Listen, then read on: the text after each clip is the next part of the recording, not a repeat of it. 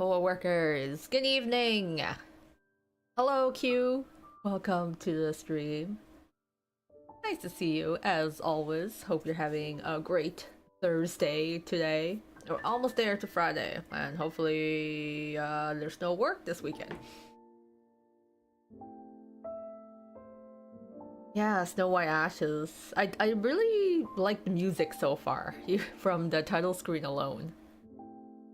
It's nice to see the art in the little animation. It really sets the mood, I would say. So yeah, we are playing an indie, I guess, visual novel. Snow White Ashes. This is apparently the extended demo. The whole game has not been completed yet. I believe this was created for some kind of game jam on itch.io, but I heard some good things on that about it, and with all the Snow White stuff going on, I figured, hey, this is one that we should check out. So it's been on my back burner, and figured we should go and play it. So hope you have some a nice drink ready. Get yourself comfy, because I think this is going to be fairly chill. I say chill stream overall, but it seems to be the kind of relaxed type.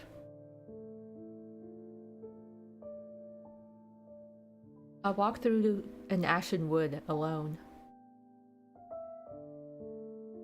Frozen earth crunches, crack beneath my feet.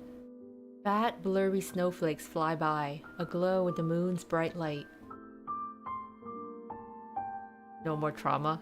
Oh, I don't think we are. I don't think we are spared from trauma and angst.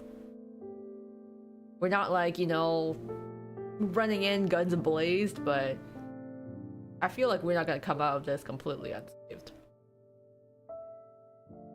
I could never truly be lost, not on a night like this, when she shines, so round and full, gazing down from the winter sky above. Still, I'd best look like I am. I meander through ashen trails, between the birches, silver stripped with dark, around the trunks of pines that breach the sky, bows buried with snow. I walk between the shadows, slip through pools of light and dark, as if I have somewhere to be, but no knowledge of what path might take me to it. All the while, I wrap myself in a cape of red wool, pulling its rough spun fabric and fine needlework tight around my shoulders. My hands I rest inside thick sheepskin gloves. Even with the snow and the mountain air in my face, the thrill of the hunt keeps the bite of cold at bay. My heart beats with an unfamiliar feeling, a pounding, jittering rhythm. I shiver with excitement. I hope whatever's out there mistakes it for fear. I sink my hands deep into the pockets of my skirts, running my gloved fingers along the edge of the deadly sharpened point I carry. In a strange way, it feels more totem than weapon. I suppose I seek no ordinary prey. I almost smiled, like my query how. How strange to think that I too might hide my fangs. And so I wander on, trembling like a newborn lamb. I wonder how the beast might appear. Will it call out to me in a voice nectar sweet, promising shelter?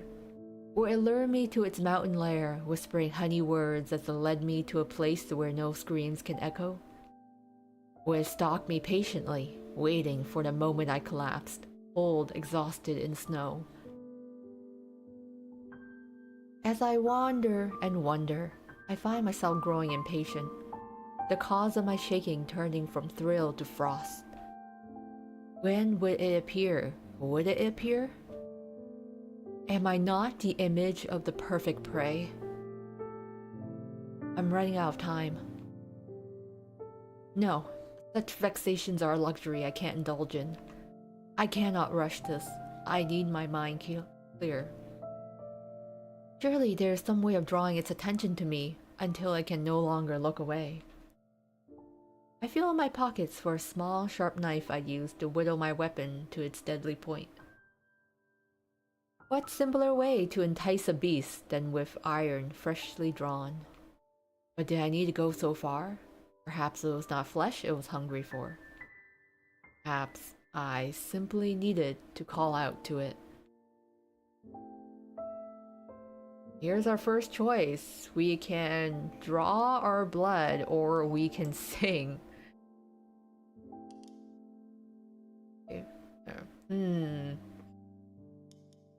I mean, we're kind of cold and shivering.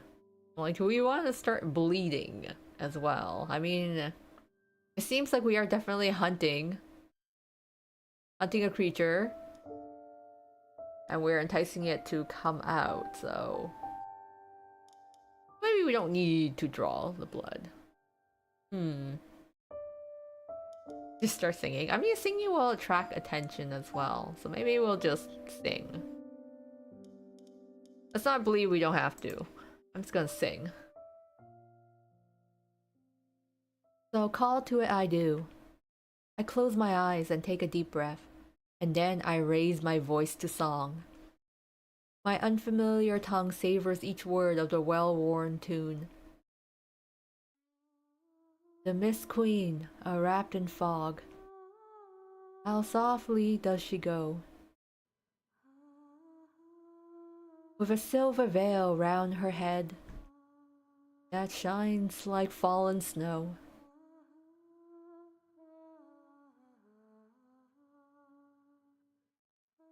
I shiver now to look at her, in moonshine lit aglow.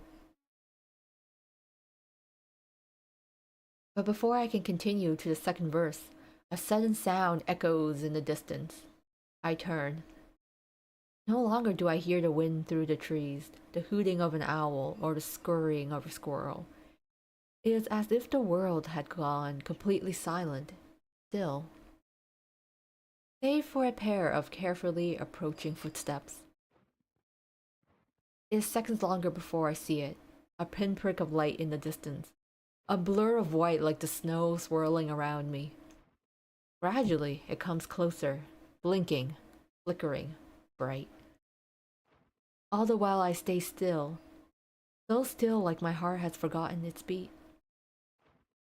Closer it draws, closer still, until finally I make out its face, framed in white, lock eyes with it. With him. I can't move or turn away. I can't even breathe.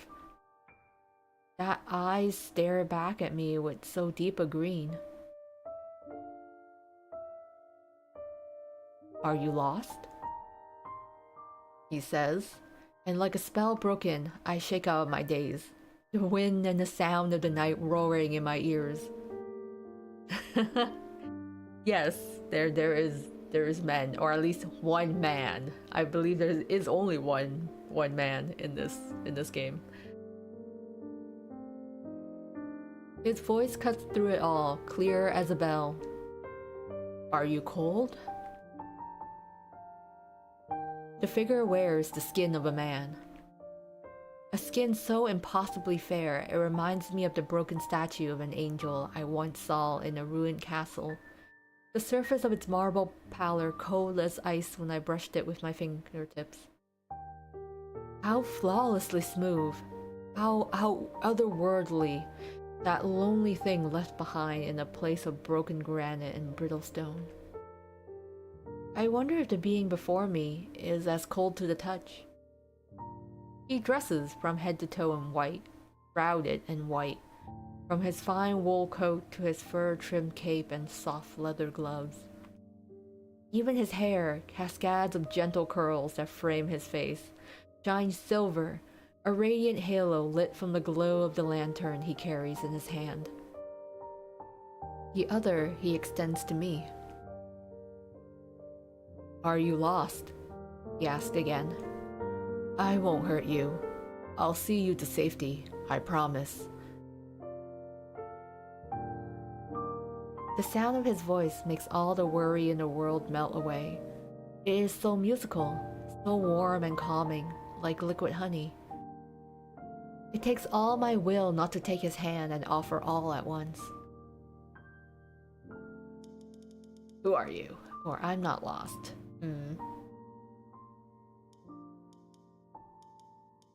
Guess we can ask who he is. He kind of did show up out of nowhere. Who are you? I ask.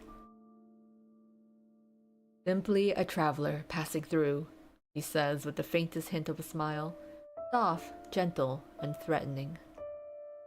If I were naive, I would take his answer without question at all. But I am not. Here, alone in the woods at night? I could ask the same of you, demoiselle.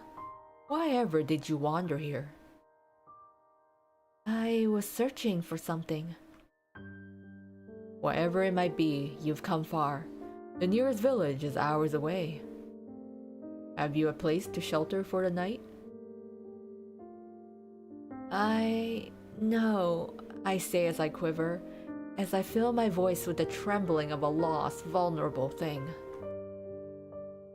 Lead me away, you have nothing to fear and everything to gain. Please, come with me. I'm sojourning not far from here. You can share my fire and stay the night in safety. I suppose I can't refuse such a kind offer, I reply, letting relief wash over my words. Show me your true face, show me your true fangs. Then please, good sir, lead the way. With his free hand, he offers me his arm. I hesitate. Such closeness would avail me to my weapon, but just as easily put me at his mercy. How quickly could he strike back? What strength could he stop me if I failed? Take his arm, or I can walk just fine. We're being awfully cautious. We're kind of suspicious of him, right?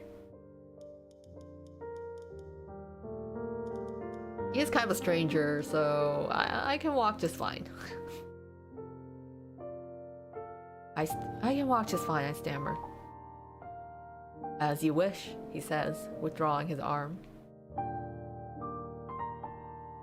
No disappointment colors his tone, ever even and warm. Pretty sure we are suspicious of him being a possible vampire, so let's not get so close right away. Gently, he beckons me towards the path he approached from. The wind swirls around us as we walk, my footsteps following the imprints of his boots in the fallen snow. His form from behind is radiant, almost aglow with silver moonlight. The strands of his hair shimmer as he walks. His cape, snow white, trails behind him like a shroud. He stops every now and then to check that I still follow. Each time he gives me a nod or a small smile of encouragement. Every stare from that deep green eye makes my heart thud in my chest. I grip my sharpened point tightly within my pockets. The motion is not suspicious. It is cold tonight, a cold I so rarely feel, soaking through the thin wool of my cape and shawl. How warm his cloak and furs look, yet never does the breath from his lips fog the night air. I'm not sure he breathes at all. Not suspicious. I pull my wool tighter around my shoulders. It does not seem he will strike me yet. I must stay alert. Ready for wherever or whatever he lures me to.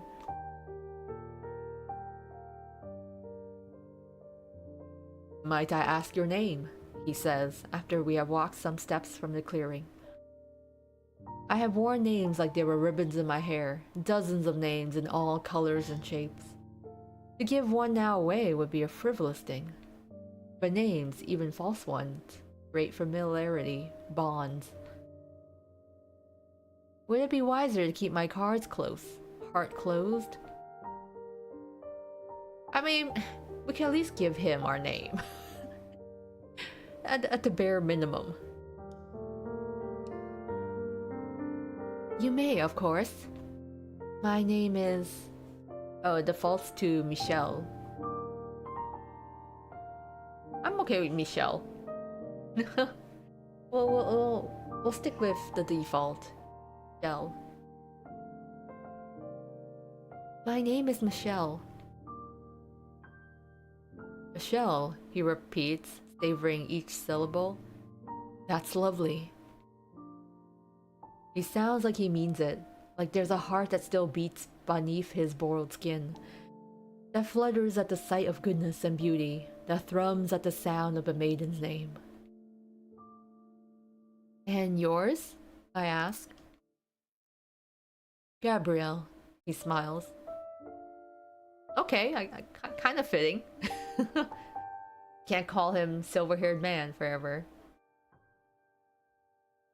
Kind of I get I'm going for an angelic name. I see.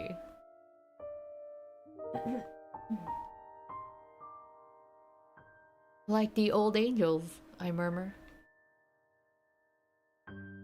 If I were naive, I would wonder if he is old enough to remember the angels, from the days long before the mist descended, before any gods and their icons who watched from above fled as the undead and unsated plunged the earth into pestilence and death and rot.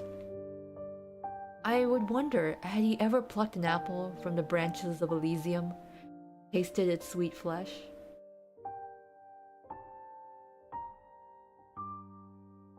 But I know better. Like yours, he says with a smile, breaking my thoughts. Were your parents fond of the old tales as well? I know my parents wanted the best for me. I like to think the name they gave me reflected that wish. I'm sure they must have. I always thought that names are a gift from those who treasure us. When I first... Oh, never mind. I wait, but he does not continue. It's not enough. I need more. Show me what lies beneath your skin. Show me the beast that you are. Now that you've asked something of me, I say, I believe it's only fair I ask you a question in turn. Very well, then ask away. Ask about his clothes. I mean, his clothes are nice. I'll ask about his purpose here. Like, what just say? Ask about his purpose here. You said you're a traveler, but why here? Why these mountains? This forest? I often come to the mountains to hunt. I love the air here, the pristine wilderness. Of course you would, you wild thing. But sir, your clothes are far too fine for a mere huntsman. You look fit to be, well, if not a prince, then a knight of the Queen's Guard at least. The Queen? There is no queen that rules these lands. Unless you speak of the Mist Queen. There's a Mist Queen? Ask why he's so pretty. Unfortunately, that is not a choice. But he is indeed very pretty. The Mist Queen, a figure shrouded in fog, in mystery like her name. Whispered around campfires and village squares, in sober tones, in drunken ones, in awe and reverence, but most often in fear. I've seen her nights before, marching in the wilds, their pyres burned on the hillside for days. Do you believe that she's lived since the dawn of time? That she bathes in the blood of men to keep her beauty? Is she like some Elizabeth Bathory here? Not for a moment. I laugh. You speak as if you know her. Would you be afraid if I did? If I were a servant of the Queen? Um, like, hey, I serve this evil witch queen. Would you be scared? We say yes or we say no. Let's say no. Maybe he'll get his guard to drop.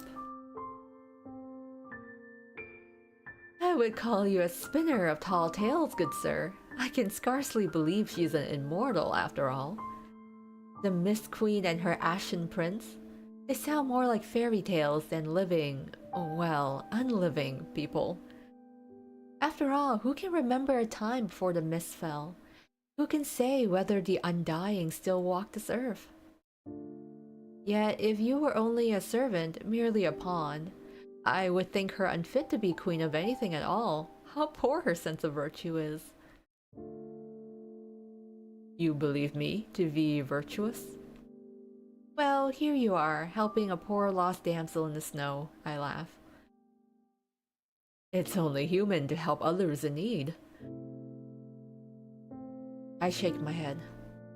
Some would disagree. Some would seek an advantage over others. That is human nature, my hunter. In any case, there's something gentle about you.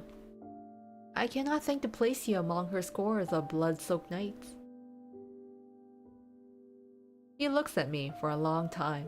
I wonder if I had said too much. You're a strange girl. A strange, sweet girl. A girl? I'm well past 20 summers, but do not think to ask how many, gentle hunter. I shall not. Have you a family then? I did, though I was a stranger to them at first. They welcomed me into their home and became just like family to me. I loved them very much. But those days are gone now. He gives me a look of sympathy. I'm so sorry. I'm like you. I once had a wife and son, but plague took them from me. Oh, so you're single now then, sir. I'm sorry for your loss. I consider what to say next. Ask about his past or ask about his family? You can ask about his past. We want to know. Be like, hey, are you actually a vampire? Have you always been a hunter? No. In fact, for much of my life, I hated the thought of harming anything, be it man or animal. My tale is truly a dull one, demoiselle. We have nothing but time. I wait for him to continue as we walk. My father was a knight at arms, but he died without land or fortune. I was very young, and so my mother was left to raise me alone in a humble countryside town. I knew from an early age that I didn't want to live martial life like my father, so I apprenticed to a healer, then studied medicine as a young man. Eventually, I returned to that small town, met and married a shepherdess with the loveliest smile in the world, and spent my days treating coughs and fevers, making poultices and tisanes, mending wounds. Until the plague, I finished. He is silent for some time. It was a horrible, cruel thing. To call it a sickness would be to call the ocean a mere pool. It did not spare any of its victims. It turned healthy, smiling folk into dying husks within days. I tried to save them. You did all you could. I can't imagine how awful it must have been. I lost myself for a time, and after that, I found I could not return to the healing arts.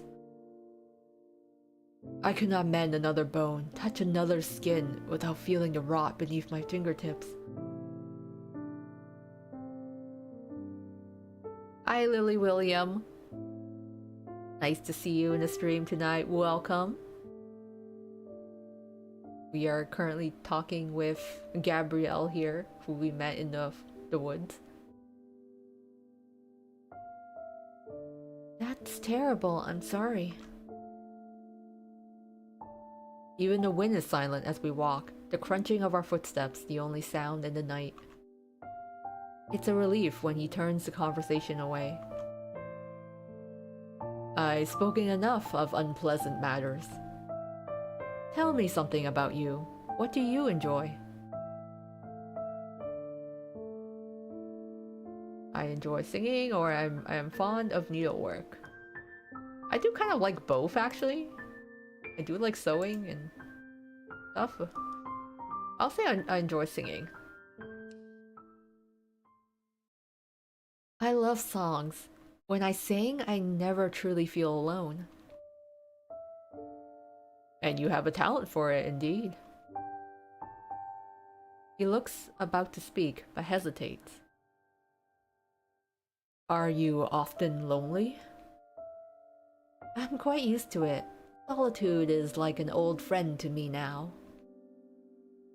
Sometimes I wonder, is it better to be alone, or to spend your life with someone you cannot give your heart to? Both of those sound lonely. A wise man would seek a third route, but what if you had no other option? What if fate had tied you together like roots intertwined? I was like, man, we just met like maybe like an hour ago. We're getting to some pretty deep stuff for strangers. But we gotta make our choice. I would spend my days in solitude, or I would learn to grow beside them. Well, I will learn to grow beside them. I cannot imagine running away in solitude forever. I would think it's just as lonely for the other person. Would you abandon them? Leave them to their burdens? Not even try to overcome the fate that you shared? Forgive me. I've burdened us with heavy topics again. But I thank you for your insights. Of course, gentle hunter. I searched my mind for another question, another distraction, when suddenly a howl, long and low, cuts through the night. Wolves.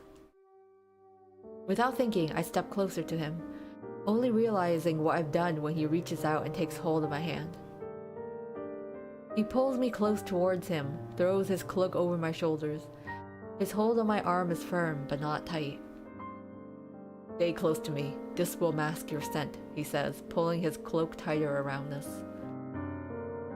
His voice is soft and melodious, the song of a shepherd coaxing a lamb from the maw of one beast to another. This fear I feel isn't mine. It isn't mine. But it runs beneath my skin like a rapid coursing river. My mind cannot quell the instincts of a living heart, but I must overcome it. I keep alert for any sudden movements for him, but he makes none. It's alright to be frightened, it's only natural. But you won't come to harm, I promise. The same way a mouse is safe from the shrike when the eagle is near. We stay that way, standing still in the shadows of the pines as the howls echo through the night, billow on the wind. I keep alert for yellow eyes peering from the darkness, but none appear. Perhaps the wolves too sense him and know better than to strike. Out of instinct, I feel myself start to hum, a habit I never grew from, even when I no longer need it to calm my resting heart. I wish the pounding in my chest would still and turn to stone within its cage. Go on, he says, gentle, coaxing. Sing, let your worries wash away. I take a deep breath, and then I sing.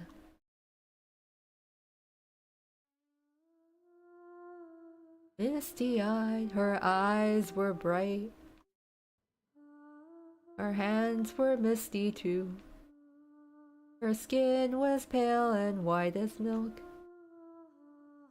Dark hair wet with dew. I actually don't know what the beat of this song is. Her gown was not made of silk, but willow branch and yew.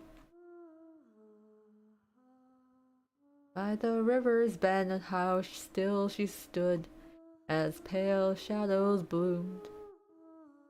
How black that night, save silvery light of distant star and moon. By the time I had finished the verse, the howls had stopped.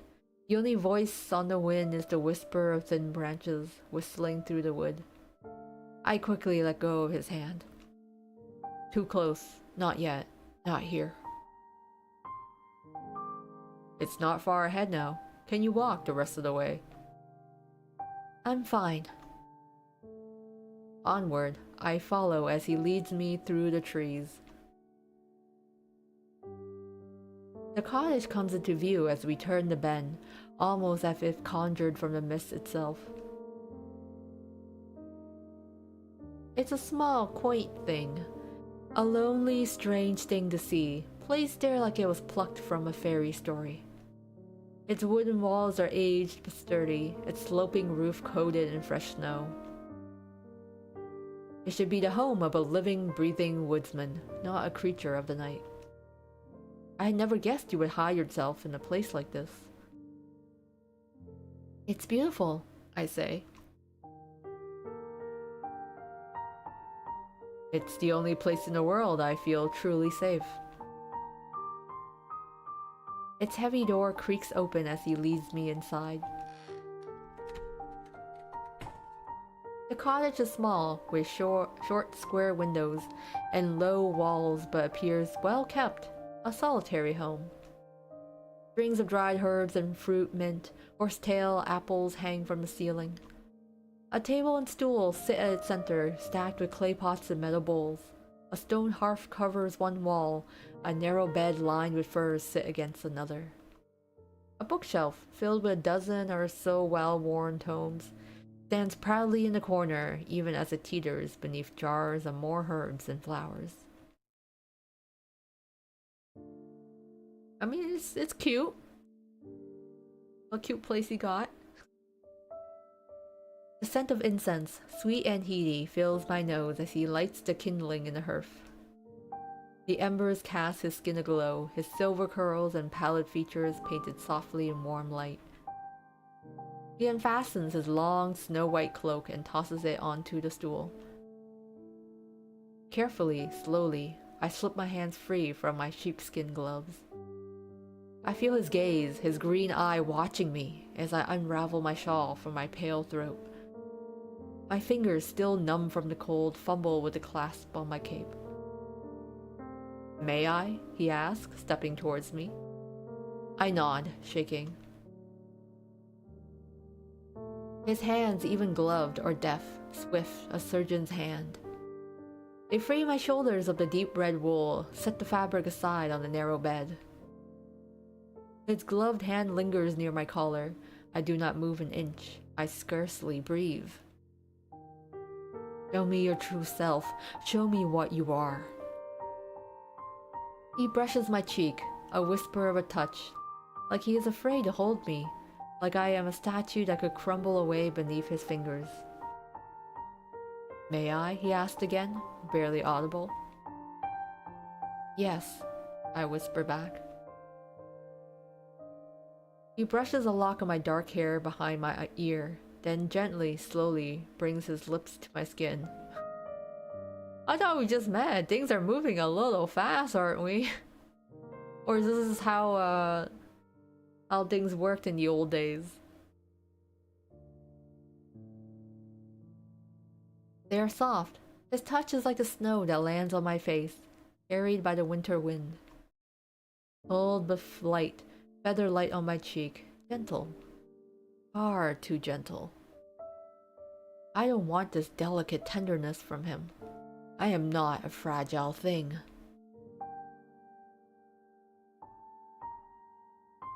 Oh, the little CG. Oh, you get to see like this full outfit too. I do like her hair ornament with the ribbon and the dress.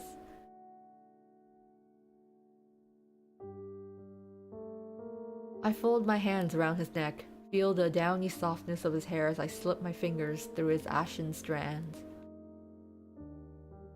He wraps me in his arms, holds me tightly, kisses my hair, trails his lips down my neck. I'm like, wait, why? Well, you guys literally just met. What? This is escalating all so fast. What? Oh boy, okay. I shiver. I tremble against him as his gloved hand runs through my tresses, down my spine, feeling for the laces on my bodice. He pushes me gently onto the furs, turns me onto my side as his hand slowly reaches down my skirt, tracing my thigh. That's where I hide my knife. Found you, he says, pulling the wooden stake from my petticoats. No, not my wooden stake. I yelp, struggling to break free of his grip, but he holds me effortlessly as I thrash on top the furs. I cry as he pulls a long red ribbon from my hair and with it binds my wrists behind me. I squirm and twist until I am facing him. A beam from the window casts his face with cold, ashen moonlight as I watch him toss the useless piece of wood into the hearth. Shadows from the roaring flame flicker over his pallid features as the wood blackens and burns. There is no hunger in that deep green eye, no warmth, no desire. Only white, cold fury. I believe it's my turn to ask, he says, softly bending toward my ear. What exactly were you doing in these woods, Michelle?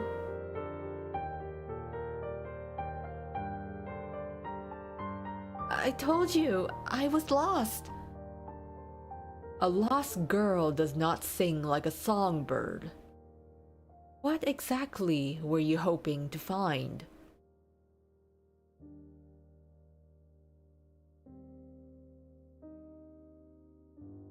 Who are you, truly? I told you, I'm Michelle. You may look like an angel, but I doubt you're as innocent as one, my dear.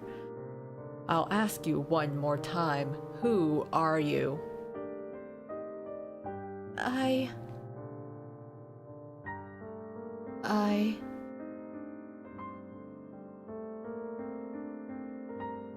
And apparently, so because this is a demo, there are some choices we can't make, so I guess we can't lie at all. We only have one choice.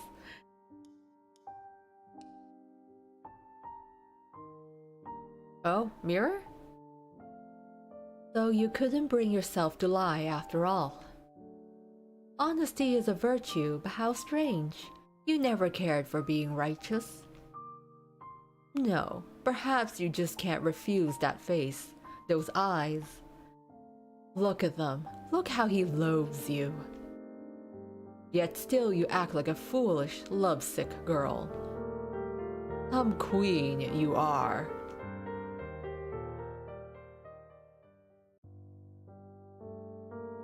You seem to have a good idea who I am, dear. He grits his teeth at the word.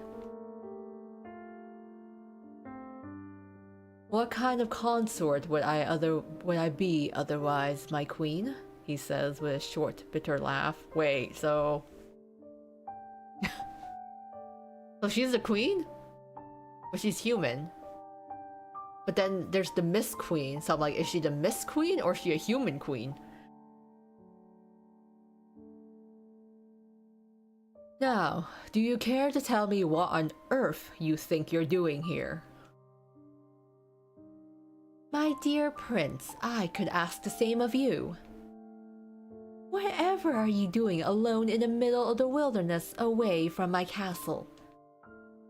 And Inviting pretty young things to your bed, no less. I did not expect him to flinch at my words. The anger and the pain that flashed through his face almost make me regret them. You hardly count as a maiden, sweetheart, he says sharply. And when did you have any right to criticize me? I never said a word about the scores of bloody hearts you left in your wake. That is not what this is about. Then what is this about? Did you follow me? Did you think you could have your way with me if you stitched yourself a pretty new face? Oh, is this like a toxic relationship? Are they like a subordinate and boss? I did no such thing. I know your victims have to die before you sew into them. Did you murder an innocent girl for this petty plan? The final line makes my boiled blood boil beneath my skin. You. How dare you, Gabrielle? Have I ever been callous and unmerciful? Have I ever treated humans like my playthings? This girl was dead when I found her. He laughs. It's a short, dry, hollow sound, like the winter wind knocking against the walls. You haven't changed at all. A plaything? Is that not how you treat her now, wearing her corpse like a summer gown? I guess she's gotta be evil queen. Maybe she's also a vampire or some undead.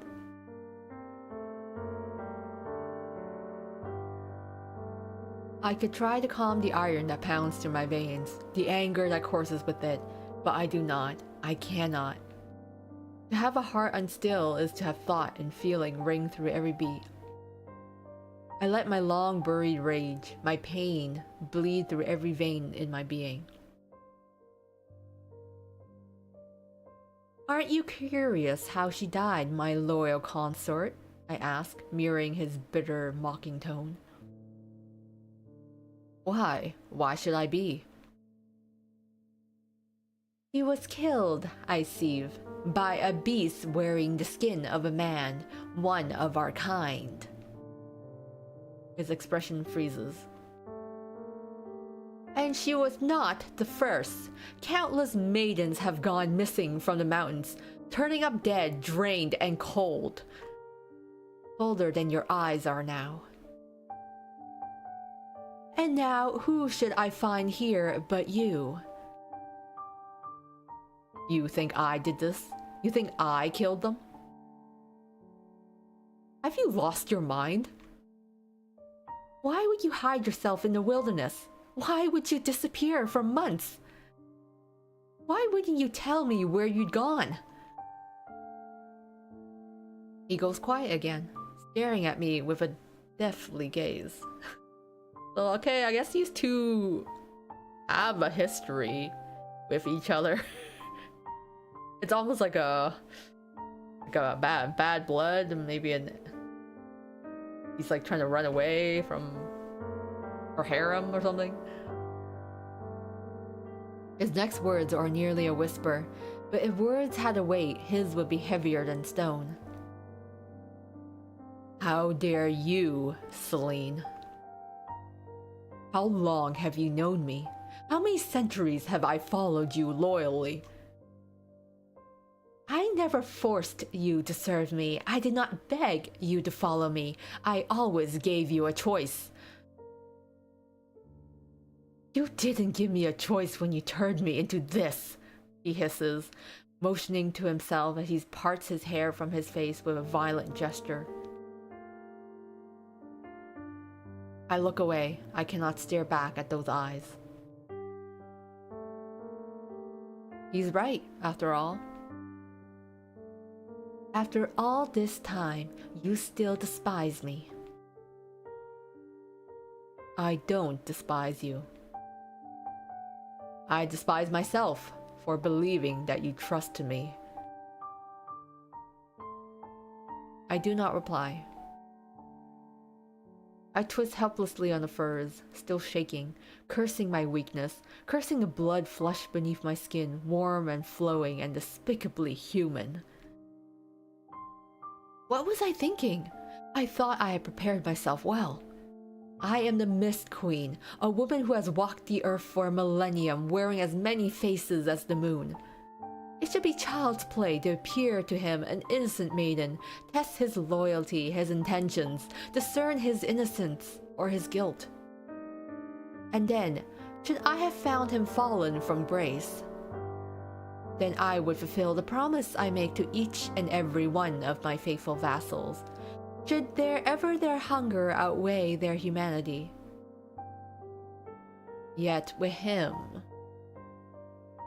could I fulfill the oath I made so long ago, when I brought him back from death, ash cold in my arms?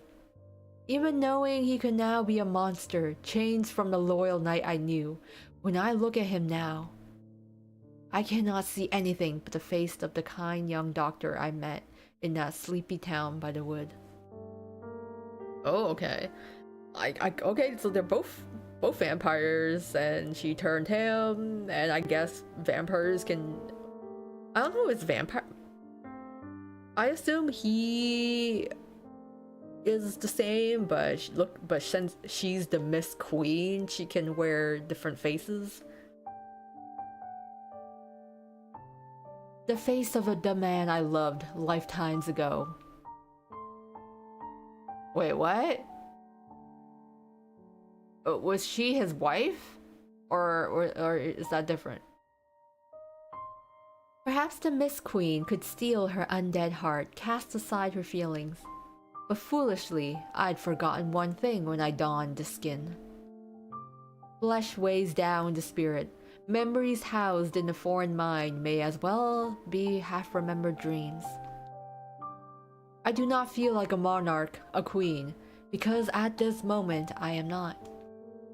Now I am a girl of barely 20 summers, trapped with a man glaring death at her, though his face is of an angel's and his voice honey-sweet, haunts her dreams. Just being in his presence fills her, me, with nothing but longing. How could I not hunger so desperately for his touch? How could I not wonder at the thoughts behind the mask of his eyes, if there was still a place for me inside his unbeating heart? My heartbeat thumps so loudly in my ears as we watch each other in silence. Oh, you poor thing, you are so down bad.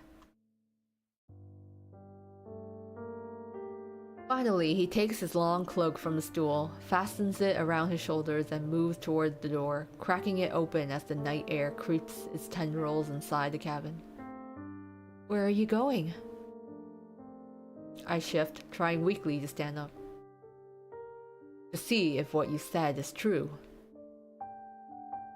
Liar, I know when you avoid my gaze when you speak. You can't bear to be near me.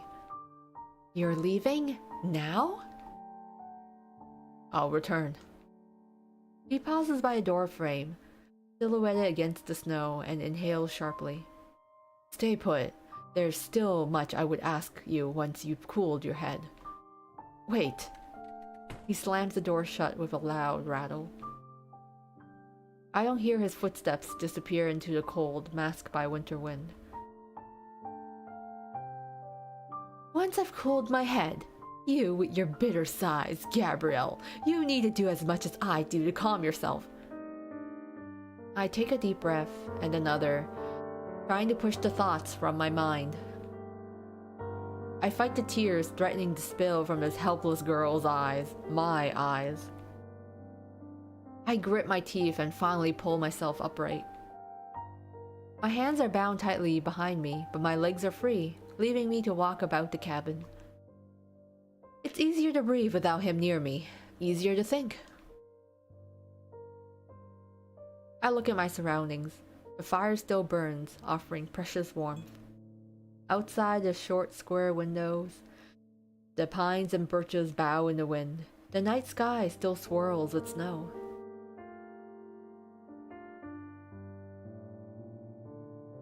I think of the wolves, of yellow eyes and howls filling the shadows. I will not get far if I try to leave, if I could even break myself free. Perhaps I can find something here. Perhaps there was evidence in this place he safeguarded so well of his guilt. I had yet to find my proof, after all, and I would not hurt him without it. I could not. I know that in my heart now. Yet, I cannot stop the sudden coursing anger that burns beneath my cheeks. He bound me and left me here. Why should I believe he should return? Why should I risk letting you out of my sight? You can't run from me, Gabrielle. Search the room or try to break free. I feel like we should break free and then search the room. Especially when we don't really have much use of our hands. My knife is still hidden within my skirts, but concealed far too well. Without my hands free, I cannot hope to withdraw it. I scan the room for anything else I could cut my bindings with. My eyes fall on the hearth, landing on the stone that juts out with a jagged edge. I have little in the way of options. I can only hope it is sharp enough to free myself with. What feels like hours pass as I scrape my bindings against stone, my hands and wrists aching painfully all the while. When did I last feel a pain like this? The throbbing in my wrist brings a dim memory to my mind. Another time when I was bound, centuries ago now. There was no time to loosen my bindings then, to free myself from a pyre set alight. So I told my knight, cut off my hands. I remember the fear.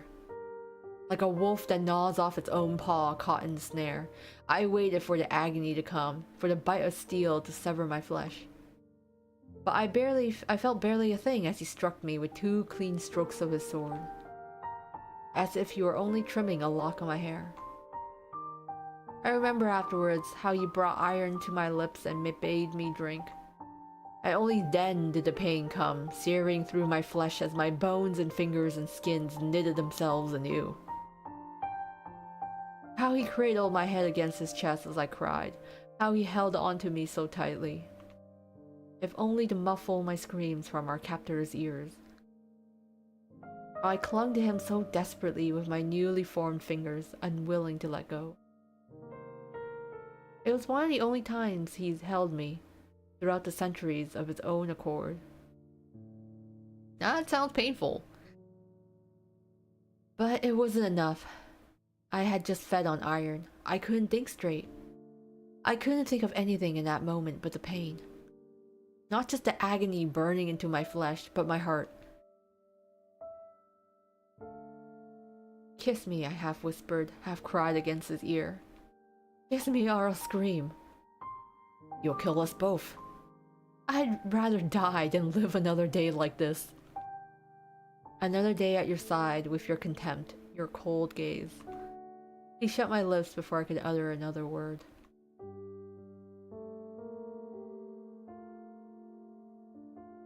He kissed me so deeply it felt like he wanted to smother me. I didn't know why I hated more, him, myself, or how desperately I wanted him. How easily I could fool myself into believing he wasn't silencing my screams, and that he wanted me to.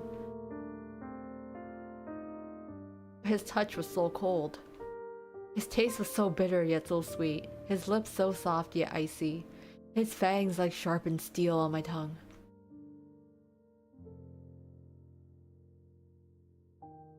I shake myself and curse. Steel, his sword. He always carried one when he traveled. He did not have it with him in the woods. Was it here? I gave up on the hearthstone and let my aching hands rest before I look around the room for a hint of a scabbard or hilt. I searched the cabinet awkwardly, sifting through piled fabrics and clothes and furs with my knees, tapping along the floor with my boots in search of hidden hatches. In the end, I find it laying simply beneath the bed. I finessed it awkwardly, but realized quickly that I cannot withdraw it from its scabbard. The metal is locked firmly in its sheath. I spent a solid minute cursing the spirits, my luck, and my damn wretched, unfathomable oath of a consort. Then I pushed the weapon back into the shadows, consoling myself with the fact that I at least know where it is. But steel, of course, cannot harm a mistwalker. I stand up, only to collapse back onto the bed. The hours in the woods, the walk through the cold, the heated words all have exhausted this weak and unfamiliar body. I need a moment's rest before I resume my escape. I curse the iron, warm and flowing, running through my veins. The fire still burns in the hearth, and the furs are so soft. I only close my eyes for a moment. I'm wondering, does she have an original body then? Or does she have to keep jumping from body to body? I stand in the long, empty hallway, darkness all around me, blacker than a night without a moon. A polished mirror stands in a gilded frame. I step toward it, my footfalls making no sound. My face stares back at me. Ashen and pale, framed by dull dark hair, like a dim moon on a foggy night. My eyes are like slate, cold, gray, lifeless. I close them. When I open them again, she is gone. A new face stares back at me. A young woman with glossy black locks, bright red lips, and eyes that twinkle like jewels. Like what you see, my queen? Want to rip it off and wear it yourself? She asked, mouth twisting in a wicked smile.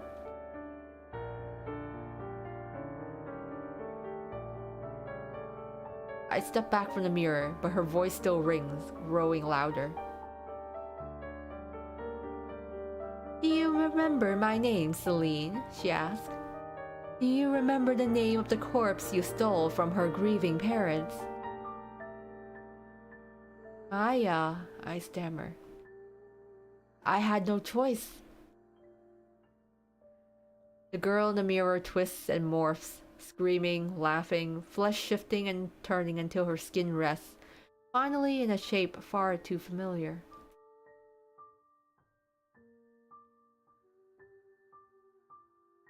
You remember my name, Celine. Do you remember the name you borrowed when you stole my skin? Wore my flesh? Played house with my corpse? Of course I remember. Your name was... Oh, I didn't realize you could do multiple names. Calliope. Sure, let's keep it as Calliope. Calliope.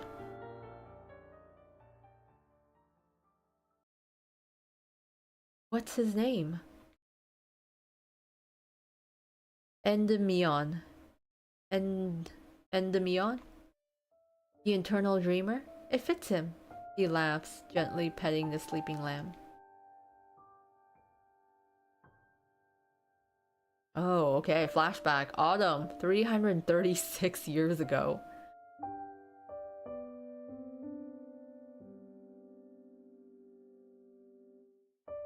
I was lucky, beyond lucky when I found this body. This poor woman, of course, was not. She'd slipped and broken her neck, falling from a muddy trail in the hills. A foolish risk to take, all for a helpless lamb. I could have drained her body dry, and oh, I was tempted. I was ravenous that day when I found her, full to bursting with iron. But I tempered my hunger.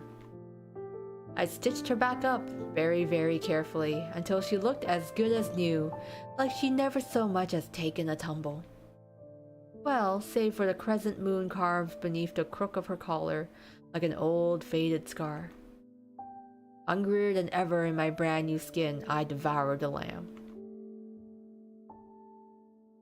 Then I walked through the hills, through the wood to her now my home.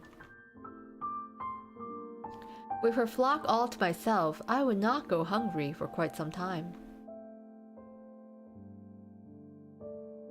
She was an eccentric one, to say the least, this girl. Solitary and aloof, she kept to herself with only her prized sheep as company. But then you ate the sheep! No. The townsfolk whispered unkind things about her. She showed them little interest in turn. Who would notice if her mind and heart had turned? Her animals did at first, but they learned quickly to obey their new master. I had roamed for a very, very, very long time. Now to suddenly spend my days in a quaint countryside town, petting fluffy, fat white sheep as the days and seasons passed me by. Such idleness was like Arcadia, pure, wonderful, halcyon calm. My new form wasn't terrible to look at either. It was strange to see her face stare back at me in the creek's surface, her large dark eyes and round, freckled cheeks. But her hair was lovely, bright red like flames, like the fleeting leaves of autumn before they wither and cover the ground in muddy, dying browns. Spring and autumn, I'd always loved the transitory seasons. Cool but bright, and, unlike my kind, fleeting. Winter, then spring, then summer had all passed when he arrived. The greens had just begun to turn to gold, copper, and ruby. The nights bled longer into the days, sunsets and sunrises streaking through the sky like open wounds. Like many creatures that stalk through the waxing cold, I was hungry. Hungry for human blood. I thought he was a traveler. I had never seen his face before. I would remember it if I had. His steps were so light I barely heard them, down through the forest trail. I could hear his voice, clear as a bell, humming a small song to himself. I listened and watched him through the trees. He wore plain clothes, mended and remended with clumsy stitches. He was tall, his strides were long. His hair too was long and fell loosely behind his back, its silver strands framing his brow. How it shone in the evening sun, whiter than the fleece of a lamb. I waited as he drew near. And then I screamed. I didn't expect to slip and genuinely hurt myself. I didn't expect to need his help. It was your fault for distracting me, I say, more to myself than to him. I'd kick you if it wasn't for this bloody sprain. I can't advise that, demoiselle. You'll hurt yourself again. He really does look kind of like Silver from Twist in this one, with like long hair. He stops as I lean against him and mutters something unintelligible. Do you need to rest? He asked softly, voice tinged with concern. You've only just met me. Why do you care? Carry me back. I can't walk anymore. I didn't expect him to literally sweep me off my feet. I was joking. This is fine, he says, as lightly as my body apparently weighs. You're like a feather.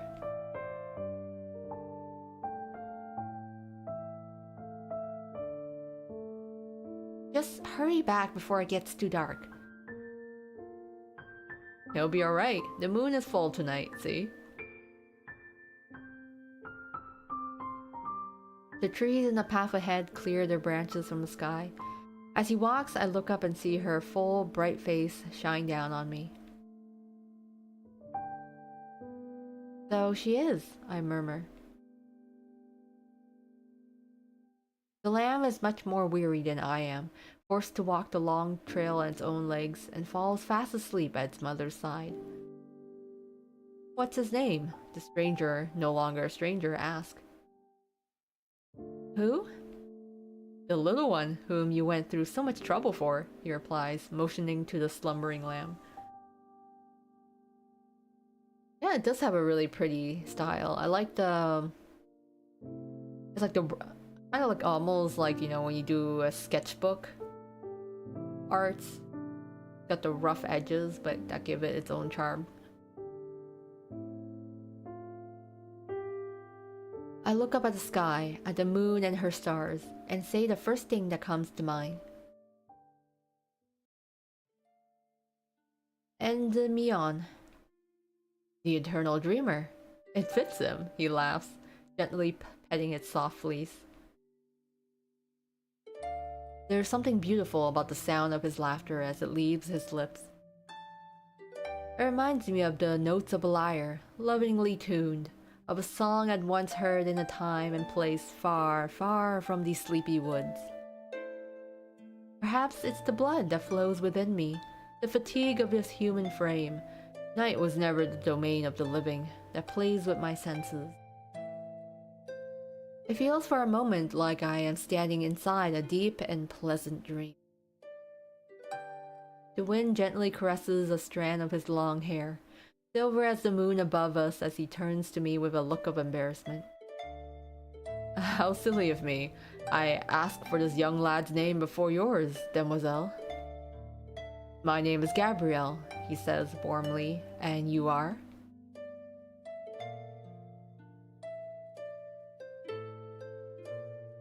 The days grew colder and darker, autumn bleeding into winter. The old year breathed its last, a new one sprung from its ashes as the nights grew short. My body did not change, but the world around me did. The days grew warmer as the earth bloomed into spring and then, finally, summer. Like the seasons, my aloofness at his presence gradually turned to acceptance. And then, before I knew it, fondness. Soon after, he was in my thoughts every night. Instead of the nightmares, the centuries of memories that tormented me in my sleep, I saw his face, smiling. I heard his voice, clear and lifting, soothing me with a gentle song. He had always smiled at me, even when I stared past him, stone-faced, arrogant, disinterested. But now when I smile back, the way his eyes would shine and brighten his entire face, I felt that of all the people in the world, I was the only one you looked at that way.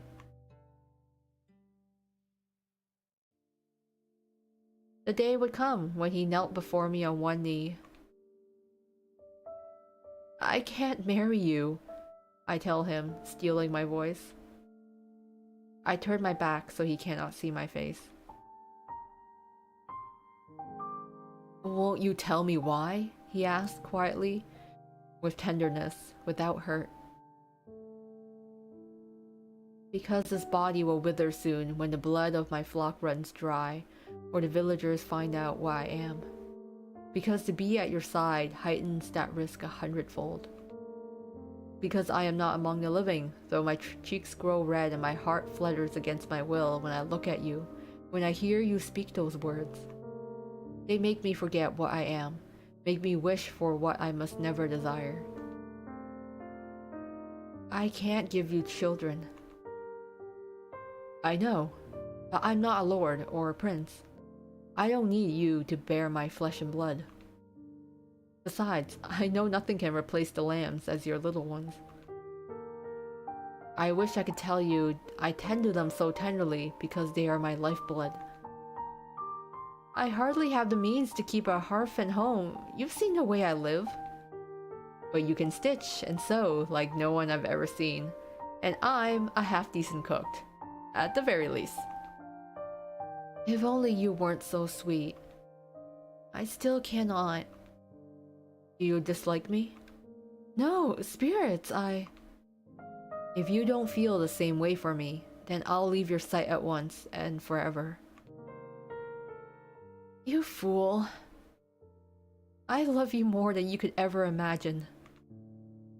I love you more than the moon loves her fiery star. More than anything and everything I've ever held dear in the long centuries I've walked through mist and earth. I want so much to hold you and never let you go. And don't torture me so. Please say yes. Please make me the happiest man in this world. If only I were myself, my true self, could I have refused you. But I was not. At that moment I were, and I was, the foolish young woman who loved you.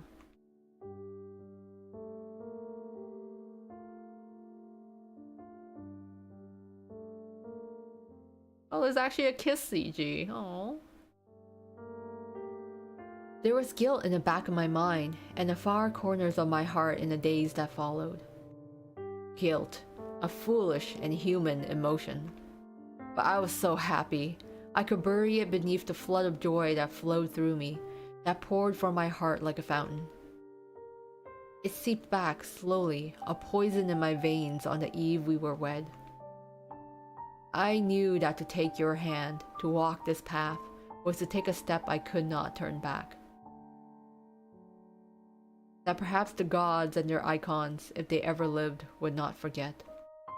Yet I was seeped in so much sin and blood and cruelty already. I had taken so much, stolen so much, to continue my existence. But I did not merely wish to simply exist any longer. You made me wish, for the first time since I had truly been alive, to live. Perhaps you sensed that hesitation, the feeble, silent cry of my conscience. We don't have to. We can wait if you're not ready. Why did his words only make me grow hungrier? I am. I want this. I shut his soft, sweet lips with mine. The body that I wore when I spoke my vows to you was both living and unliving. A body that was not mine to live with, to love with.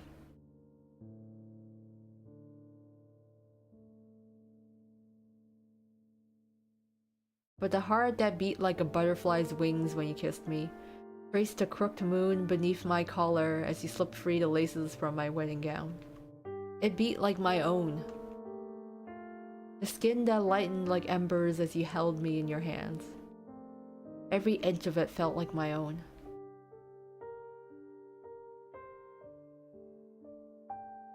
I loved him too much to stop. I hungered more for his touch than the sweetest taste of iron on my tongue. Though the name he whispered into the ear was not mine, the tenderness with which he spoke it belonged only to me. What did it matter what shape I wore, what form his fingers traced or gentle arms embraced? Your arms were made only to hold me.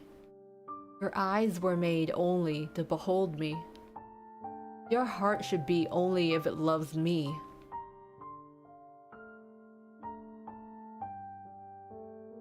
There, laying my head against his chest, lulled by the rhythm of his gentle heart, I thought of my body. My true body lying cold beneath the earth.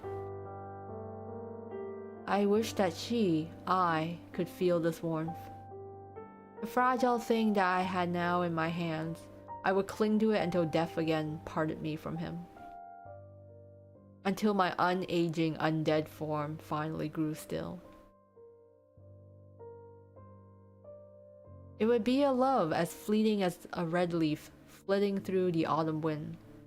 Perhaps it was cruel of me to do so, but I could be no less callous than fate or time. Humans can hold memories for a lifetime after all, yet they move ever forward. Because they must. Because that is what it means to walk among the living. He would live a long, storied life, and I would be a brief but cherished memory in his heart. Just as I would hold him forever in my immortal and unbeating one.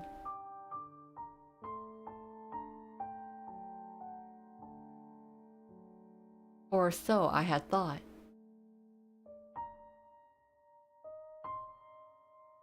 That night, cradled in his arms, I see the face of the girl whose skin I wear in my dreams, melting away into blood and bone. 333 years ago.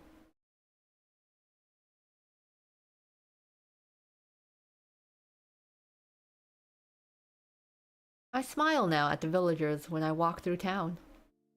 I no longer hum only to myself as I spin wool into thread and thread into cloth. I share my joy with the birds, the flowers, the lambs, him. Like fabled Arcadia or fair Elysium, my tranquil days pass by in peace. Yet sorrow does not temper joy, it only makes it grow sweeter by contrast. And sorrows do past us. He lost a patient for the first time, a mother to childbed fever. Soon, one of her sickly newborn twins follows her. How it eats at him, my poor, sweet, gentle lamb. I console him that day as best I can. I've seen so much death, been the cause of it. At times, I do not know what words he needs. But I hold him tightly and let him hold me. Then at night, I lull him to sleep, slip from our bed and feed on the iron still sweet. Mother and son are buried together. Nobody notices that the corpses are lighter. Still, it weighs on my beloved. In the days that follow, the image of that unbreathing babe, and the weak, weeping one left behind. And so, against the last fraying strands of my better judgment, I tell him, let us take in that child as our own. Oh, so they adopt someone else's kid. I sew the head of a small wooden doll, suturing the seam along its neck with a long red thread. It is a lamb. Its fleece is made of the softest wool I could spin. When I finish with its head, I take a thick black thread and give it new eyes, adding tiny white stitches for a twinkle in each one. Finally, I take another red thread for its mouth, stitching it into a small, sweet smile. Every stitch must be perfect. It must be perfect. I work slowly and deliberately. I am careful, ever so careful, not to prick myself. I never enjoyed the sight of the iron escaping this flesh. So I yelp with surprise when I notice him behind me. Spirits, why don't you make any noise when you walk? Did I startle you? He asked sheepishly. Just as I'm about to settle back into my chair with my needlework, a loud wail comes from the bedroom. And now you've woken him. I rush toward the wooden cradle in our chamber, lift the crying infant into my arms and rock him gently, saying, Oh, hush, my love, my little lamb, Maman is here. Holding him in my arms, I start to sing.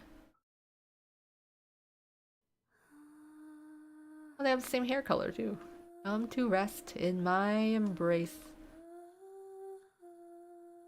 The moon holds you safe, in her light and her grace. Should the clouds shroud your way, or the mists hide her ashen face, I shall guide you home in her place.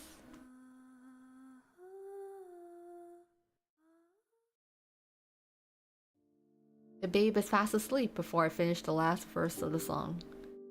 I sit him down in his blankets and sigh, closing my eyes for a moment. As I stand, my beloved rests on his head on my shoulder and holds me from behind. Nestled in his arms, I let him lead me back to the seat in front of the hearth. It feels so warm and blissful to be cradled myself.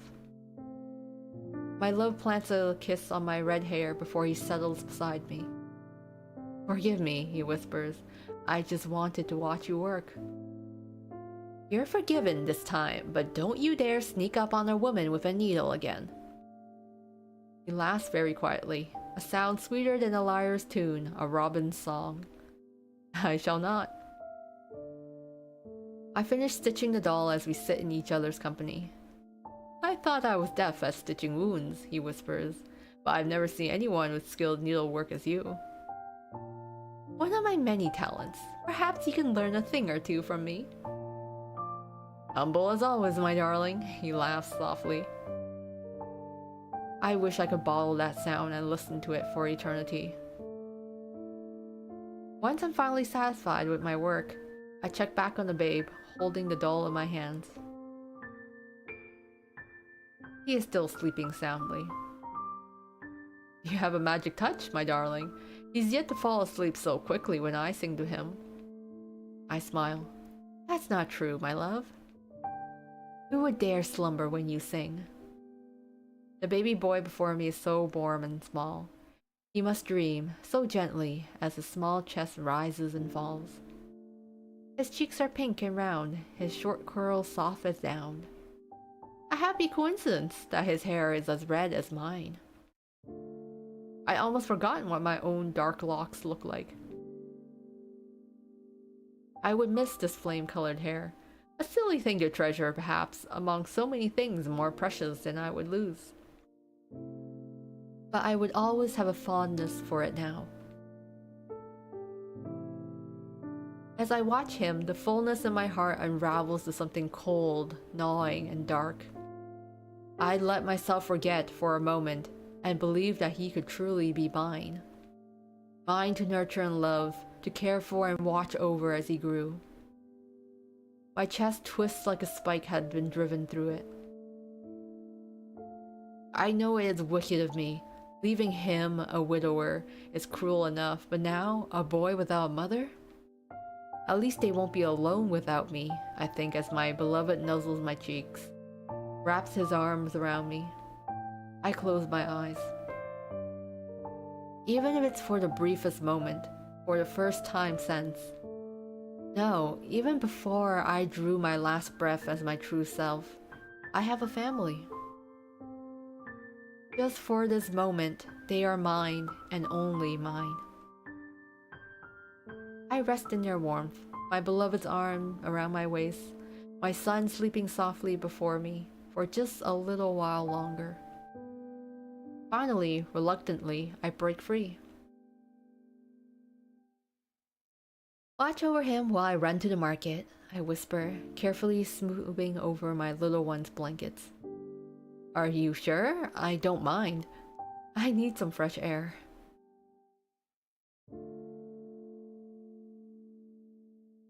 I slip outside, but not towards the market square. An emptiness within me howls like an abyss, waiting to be fed. I am afraid I would devour both you and this child if I gave in to the hunger.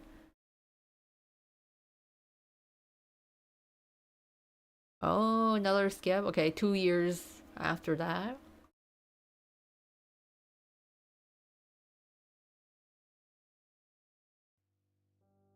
He injures his back in a careless accident while trying to repair the old fence. He did so against my protests. I just want to make certain nothing else gets to your darling lambs, he said. His words twist like a knife in my gut.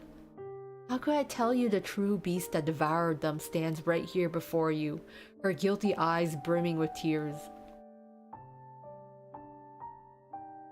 As I help him wash that evening, he laughs and tries to reassure me, wincing sharply as he does.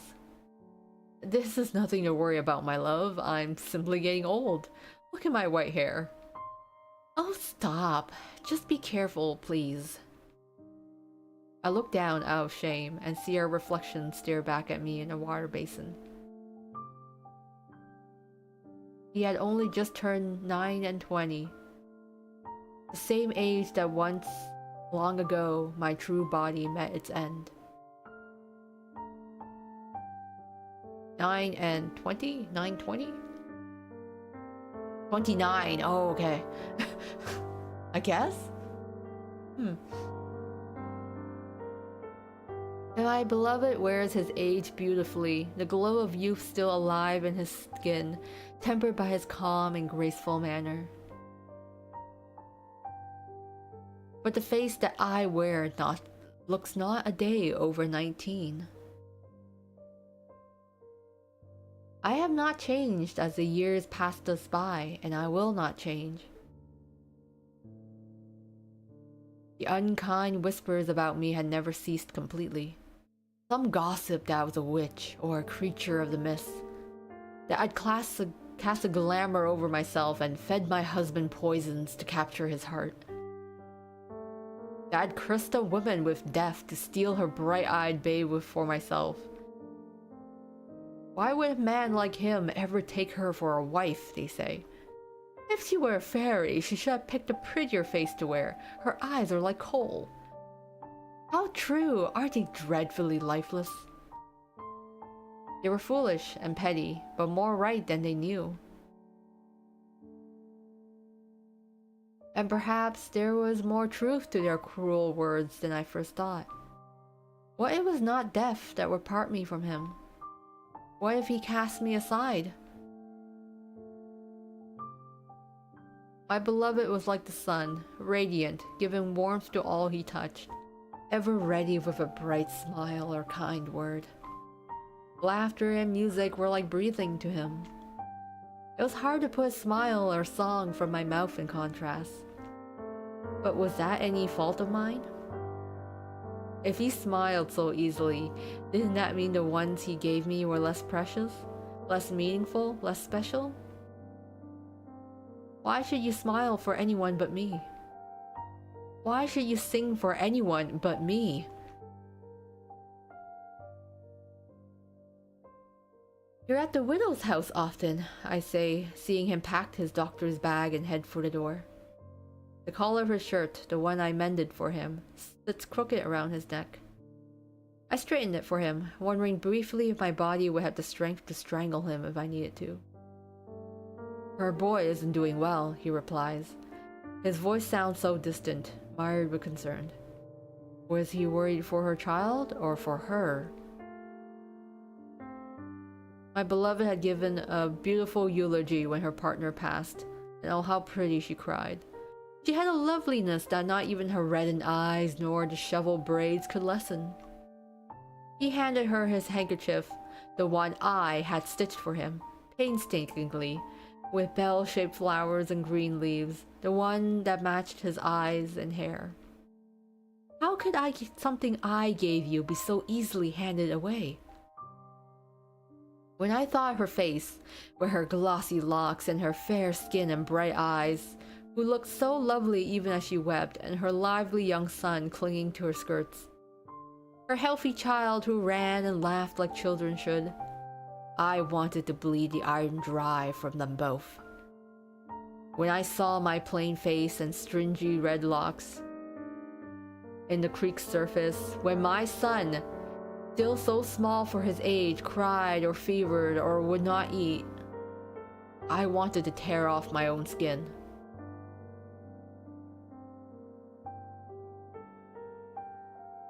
Were you only concerned in a doctor's sense of duty, or was there something else? Whatever do you mean, darling? I didn't realize I'd spoken my thoughts aloud. I don't remember what I said, what I accused him of what words I cried and screamed at him. Only the misery I felt and the growing anguish written on his face. I wanted to hurt him. I wanted him to feel what I did, to hurt like I did. It was because of him I felt this pain. It was because of him that I knew joy. But it was because of him that I now suffered so much in my heart. Suffered from the knowledge that I would have to lose him. And I could not utter a word of it to him, for he was human and I was not. He was gloriously and joyfully alive, and I was only half living. One half of my heart above the ground, the other buried beneath the earth. He was alive, and I was not, and time would only tear him away from me. I would be gone, and he would replace me with someone more beautiful, more devoted, a better mother, a happier wife. And then I would wither away in his memories, and nothing that remained of my love for him would be left. I could not bear the thought of anyone else at his side, any other person on this earth receiving his brightest smile, his tenderest caress. The thought of his hands encased in gloves knitted by another, fingers entwined around another's. He was mine. He belonged to me. Why couldn't he remain mine? Why did I have to let him go? Why did I have to go back to being alone? He could not offer the words to comfort me because he did not know the depths of my anguish. Nor did seeing the pain mirrored in his expression bring me satisfaction. I should die, I think I told him. I should die if you ever left me. I shall hurl myself off the cliffs. That is when he held me so tightly I thought I would burst. I beg of you, don't speak such words to me. If you die, I shall follow. If I lose you, I lose everything I have.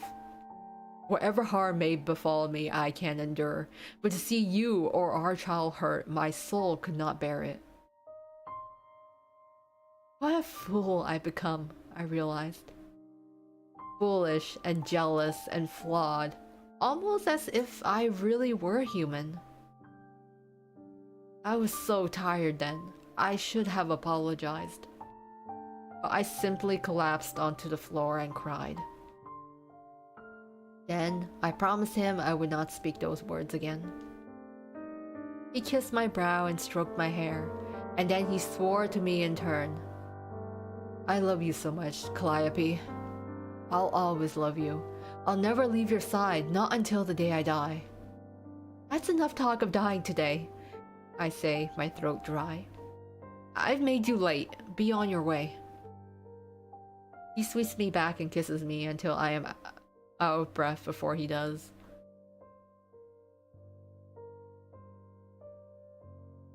Later that night, as I wait for his return, the sheep in their pen, our son dozing on my lap, supper growing cold in the pot, do I realize the gravity of what he said. If you die, I shall follow. If I lose you, I lose everything I have. I don't know whether to be happy or afraid.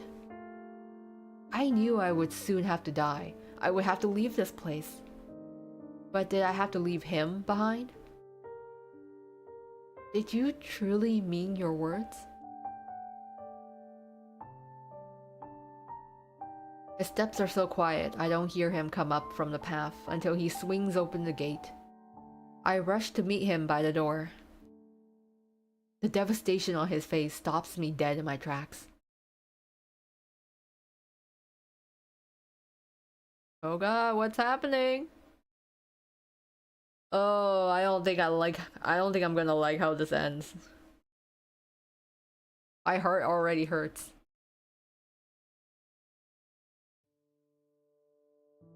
Oof. The boy's cough had turned to something much, much worse.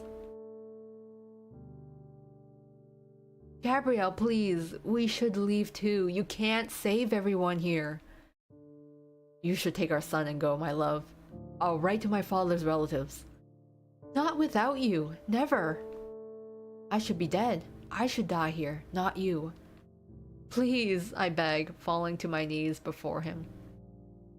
He lowers himself down to my height, holds me in his arms, and says in that voice ever gentle, ever soothing, "This is my duty, my love. I can't leave when there are people I can save. Our child needs saving. He needs his father. He'll have you." No, no, no, no, he won't. I want to scream. He'll hate me. He'll never call me Maman again if he finds out what I am. Why are you so willing to give your life for the sick and helpless? Why won't you live for me? You said you would never leave me. Calliope, please. I love you. I love you and our boy more than anything on this earth. But how could I be a man worthy of you if I ran away from the oath I swore to keep? You are a knight's son, through and through. I realized then that he is my everything, but I am not everything to him.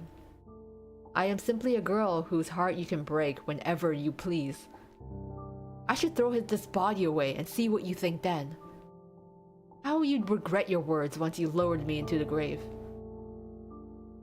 I thought suddenly of my true face, my true self lying in the earth.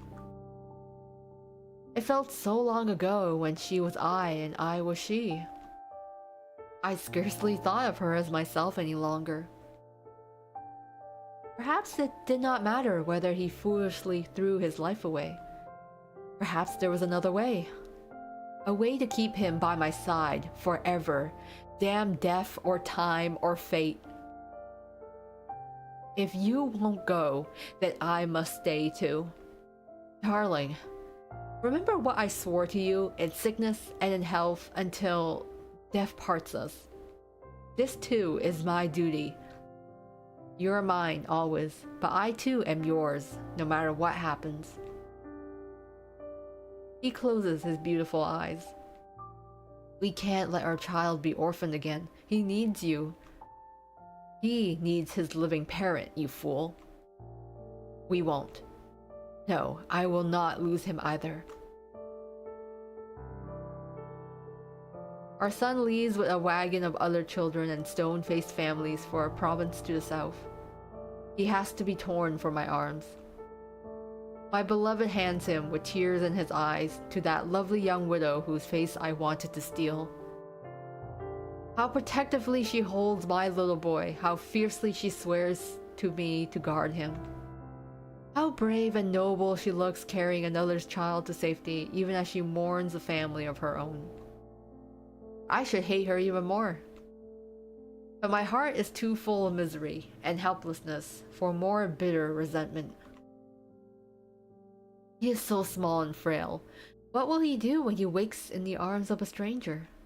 With neither of us by his side to hold him, sing to him, soothe him. Will he remember me? Will he think I abandoned him? Will he hate me for it? As long as you survive, as long as you grow up healthy and hale, you can despise me all you wish. When you are grown, I will find you again, my love, my lamb. I did not birth you, I feasted on your kin. But I am and always will be your mother.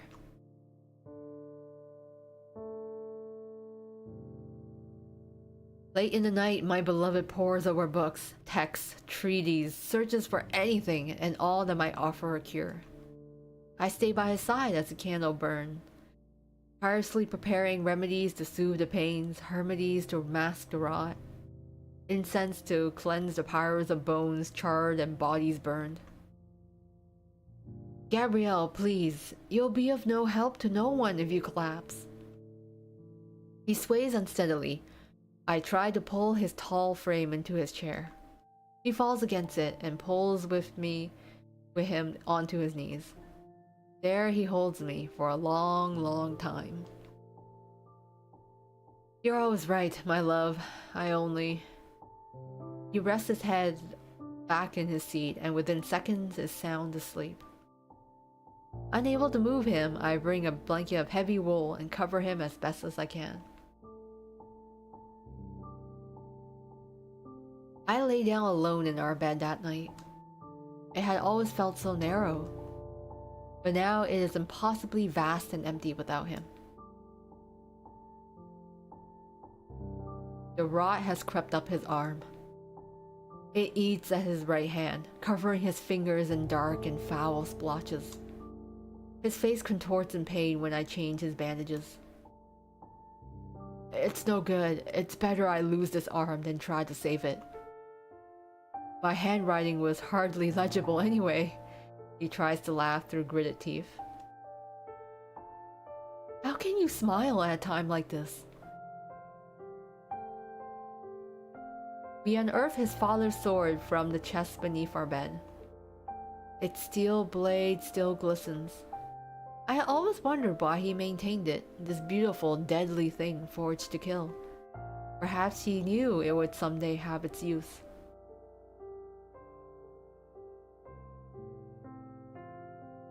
It didn't save him. His stump begins to rot as well, and soon the rest of his body follows. His vision goes first. His right eye becomes filmy and swollen. He coughs and coughs and coughs and he coughs, iron and phlegm escaping his pale lips. I had not had human blood in so very long. The healthy had fled, the sick taste of bitter ash. My body at last is fading alongside his. I knew I was playing a cruel game, but fate had to be crueler still. He was so full of life and kindness and love. His time could not end here. There was so much more he could do, so much he could give. These were the reasons I gave myself afterward. A list of causes, noble and benevolent. Yet, in the present, in those awful dying moments, the only truth in my heart was that I could not let him slip away from me. I could not bear to walk this world without him. I would hold on to you for eternity and never let you go.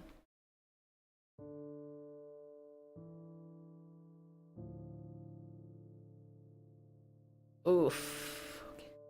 He lies, unmoving, on a straw mat, barely recognizable as a human beneath his bandages.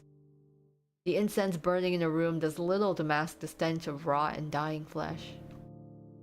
Somehow he clings to life, the slow, haggard sound of his gasp, the faintest movements of his ribcage, the only proof he still breathes. His throat is too thick with phlegm and blood to do anything but gag on the water I offer him. His remaining eye, once bright as spring, stares out, hazy and unfocused, unable to meet mine. But I know he can hear me, sense that I am by his side. I cradle his bandaged face, sing softly to him as I hold what's left of his remaining hand, and wait for the last breath to leave his lips. Only then do I leave his side and walk, with what little strength remaining in my borrowed bones, the place deep in the woods where I buried myself.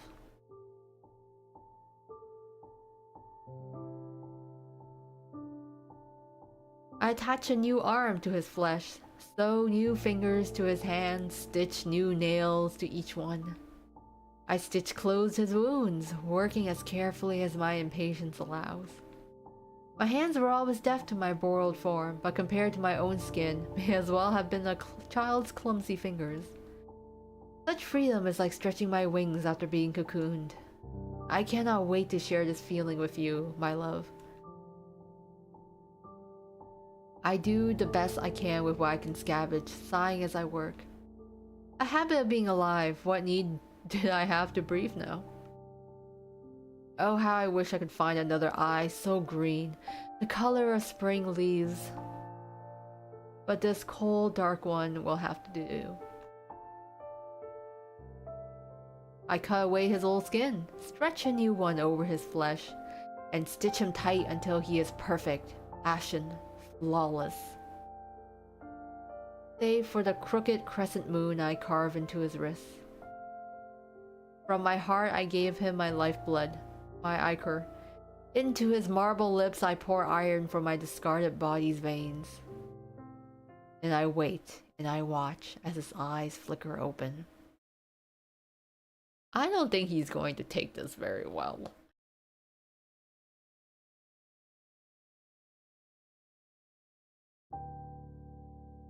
I cradle his head against my chest, my fingers intertwined around his wispy silver locks. Welcome back, my love, I whisper. His body is still for a moment, at rest in my arms, and his eyes go wide. Suddenly, he pushes me back, staring at me in confusion and panic. What happened? Who? My wife? Where is she? Darling, it's me, your Calliope. Recognition does not light up in his eyes. I had thought foolishly that he would know me in any form, but was only human. He brings his hand before his face, then stops, Slowly, he turns his flawless fingers over, staring at each one. I watch as his features twist in confusion, realization, and finally, horror.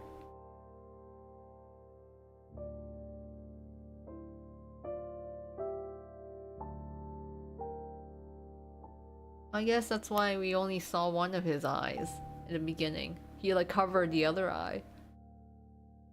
He jerks away from me and climbs to his feet. There I see his fear and revulsion only grows as he scans the room. In my haste, I had not cleaned after myself. I watch as his eyes fall on the bodies, the torn flesh and skin and iron and bone. On a skull with long and once lovely red hair is one empty socket gouged out.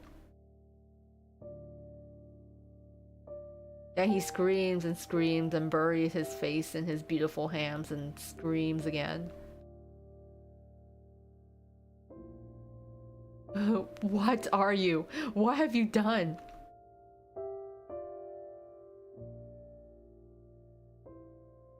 He asks me a few questions and speaks few words. He does nothing but stare. Stare at the charred remains of the pyres against the sky day and night. Stare at his hands, his perfect hands, as if they're the ashen claws of a beast. He does not drink unless I force the iron down his lips. One night, after a long hunt, I returned to find the house empty, his familiar form gone from his vacant seat, leaving nothing behind but the memories of the life we once shared.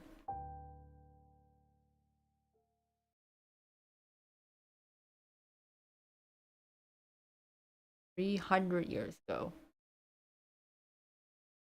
This would have been like 30 years later.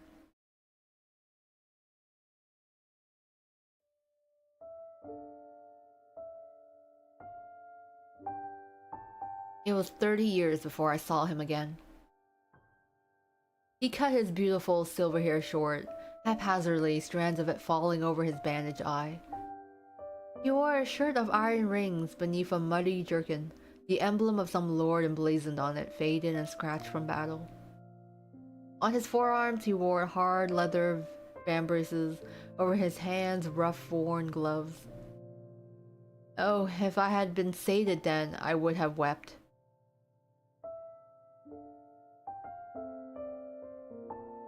I had had 30 years to walk alone, to wash the human senses from my mind and return to the creature that I was.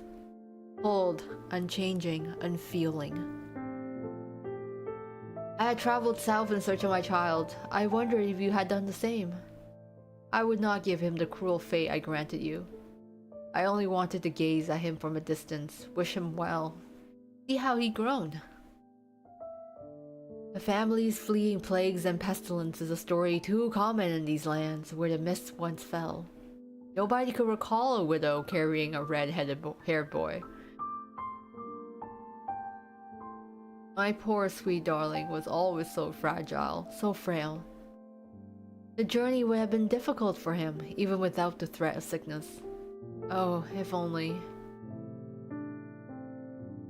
On the nights that I hunted, gorged on iron red and sweet until my heart again started to beat, the memories would come back to me. I would think of him, and of you. I longed for you so ardently. I wanted both to hold you and tear you to pieces, to rip the beautiful skin I'd stitched for you to shreds. To sink my fangs into your throat and watch the ichor drain from your snow-white flesh. I would curse your name and cry for you in the same breath. I would wonder if you had ever loved me as deeply, as endlessly as I'd love you. I would cry for your return, for you were mine, you were mine, you were always mine. Then I would weep and sing myself to sleep. But even when the flow of fresh blood had gone from my veins, deep within my still heart, I still loved you. Beneath that, I resented you. But above all, I missed you so keenly, so terribly, as if a piece of myself was gone. There, standing before you in that field again, I could have fallen to my knees and wept to see what you become. My gentle, harmless lamb, I changed you. I've turned you against your nature, forced you to hunt and maim. To take the role of a common soldier, how starved had you been? How desperate that you sip like a carrion crow on the bodies that littered the battlefield. I knew how much it must have tortured you. But as long as humans warred, we of the dead should never go hungry. That thought was a sharp and bitter feeling in my cold heart. A waste of the precious life given to them, if only. There you dropped to the ground and knelt at my feet. Gabrielle. How I longed to hold you in my arms, caress your face. Oh, when I saw you, decades apart may as well been days. I would beg your forgiveness. I would kiss your sweet lips and sigh, just as I opened my mouth to speak. I cannot walk beside you as your husband, my lady, you said. The shepherdess I loved died in that village, alongside the man that I was. If my heart was not already dead, it would have turned to stone and crumbled away to dust. But I cannot walk alone any longer. I can't. I have no path to follow now but yours, no other purpose to serve than yours. Please, let me devote myself to you. In your voice, I heard a lost lamb begging to be guided, to be left alone no longer. A feeling I knew all too well. Rise, sweet Gabrielle. I am happy you returned to me. I only ask one thing, you replied, still kneeling. If I ever lose myself, go mad for blood, turn into a monstrous being, you must destroy me. Don't speak such words to me. Promise me. He stared at me with one green eye, pleading. Even as my true self, it seemed I could not refuse you after all. Very well, I promise.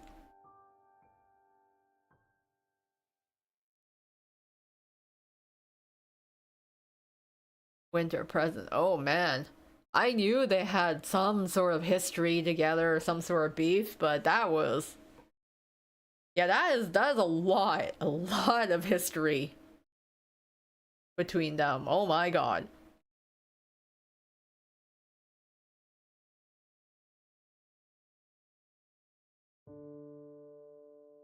I wake up to the sound of a crackling fire, a smoky, savory scent thick in the air. I try to stretch my limbs, but cannot move my arms. The cabin, that night, the woods, the wolves, him. I sit up straight on the furs, my arms and bound wrists aching painfully behind my back. I try to stop the pounding in my chest, a thing that should be so easy.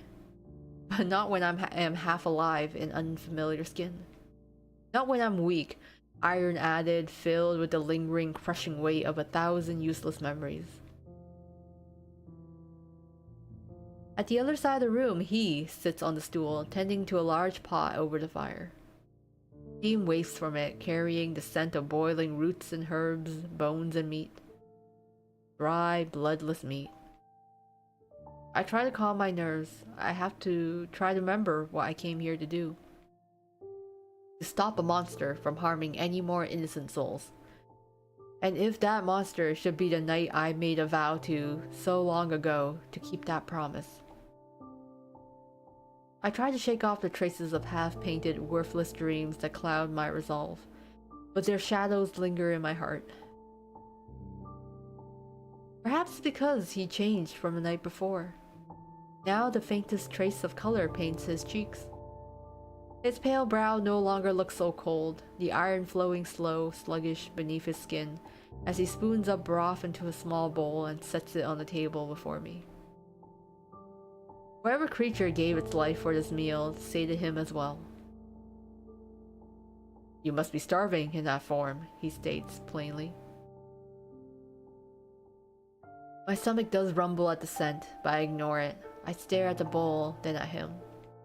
I steel my mind and my voice, burying the embers that flicker in my heart like ash. Well, my hunter, what did you find? Fires burning in the villages, families mourning their daughters, like you said. He sounds so pained, so angry. I could believe his ignorance, his innocence, but doubt still lingers in my mind. Can I believe you? You who can spin lies into songs that sound sweeter than truth? You who can pretend to all the world to be my dearest prince, then look at me in revulsion when we're alone? You who swore you would love me for all your days and never leave my side, but now flee from me at every opportunity? Who are you? Perhaps the man I thought I knew died long ago. Perhaps I never knew you at all. I don't know what to be more furious about. That you tried to use yourself as bait, or that you tried to ensnare me? I ignore his remark. Did you find any trace of our killer? Or is he in a room with me? No, not yet. He motions to the bowl. Eat first. It will go cold if you don't. So I've noticed. Have you forgotten that somebody tied my hands behind my back? Answer me and I'll release you. What did you plan to do to me? If I am honest, I don't know anymore. I thought I would wait for him to sink his fangs into my flesh, but could I have stabbed him then? I think of how it felt when his lips brushed my skin. How desperately I wanted his touch, the touch that he could never give me. I felt so blissful to bury myself in his arms. I feel the heat rise in my skin, not from the fire, and shift away. I planned to fulfill the promise I made to you in that autumn field, if you ever lost yourself. Should you fall to your instincts, become the monster that humanity called you. Turn around, he utters quietly. I do as he says. I wait in agony as his gloved hands fumble against the tightly knotted ribbons that binds my arms. Did you have to tie it so damn tightly? I cursed. Did you have to follow me in a stolen body? He mutters in reply. After struggling for some time, he gives up and searches through a wooden chest behind the table, fishing out a small leather case. I recognize it, a sewing kit filled with needles and pins, a thimble, and a small pair of scissors that his gloved fingers can barely squeeze into. Is that one of mine? I ask. You lent it to me decades ago. Threw it at me, to be precise. My coat had lost a button, but you were angry at me that day and refused to mend it. I remember. I watched you refuse to take your gloves off and struggle for half an hour until I finally gave in and did it for you. It takes another minute for the small scissors to cut through the thick, twisted cord. The stew had indeed cooled by then. I rub my sore wrist and try to grip my spoon, but curse as it slips from my aching hand, clattering onto the table. Before I can reach for it again, he takes it first. Will you allow me?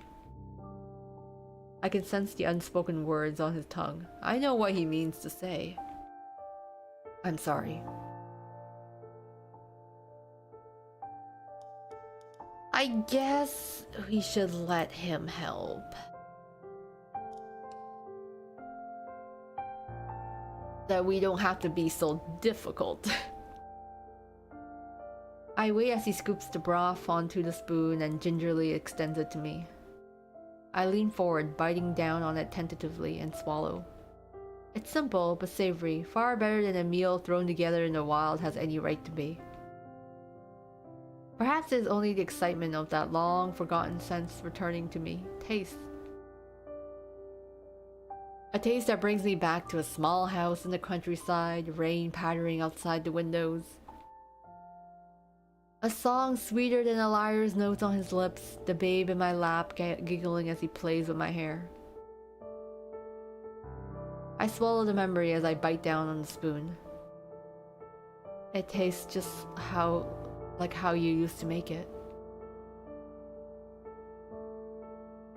He looks at me with unreadable expression as I take another spoonful, then another. Once I have finished the bowl, he rises to his feet. For a moment, his eyes rest on the empty space by the bed next to me, but he quickly settles onto the low stool by the hearth instead. Did you find what you were looking for? What? I know you searched through my things. They're a mess now. They were a mess to begin with. If anything, I've left them neater. I stop myself from continuing this useless conversation any further. No, my hunter, you clean after yourself well. You seem so sure that I lured your lost victims. But how would the funeral pyres have bodies to burn if I brought them here? Not here then. Did you attack them in the forest, in their homes? What are you hiding then? A secret lover? I say the words half a jest, but didn't expect him to react so strongly. No, I never lured anyone to my bed. At least, not until last night. When you saw this face?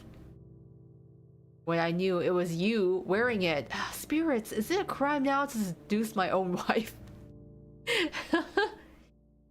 Oh, they are a long married couple. I mean, yes, there's a whole till death do us part, but 300 years is a long time to be married, so I guess they might be a little agitated towards each other at this point.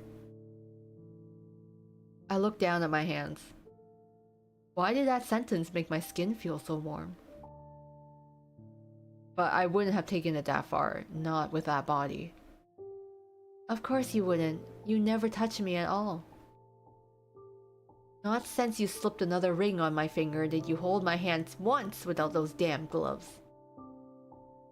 With the beautiful hands that I made for you.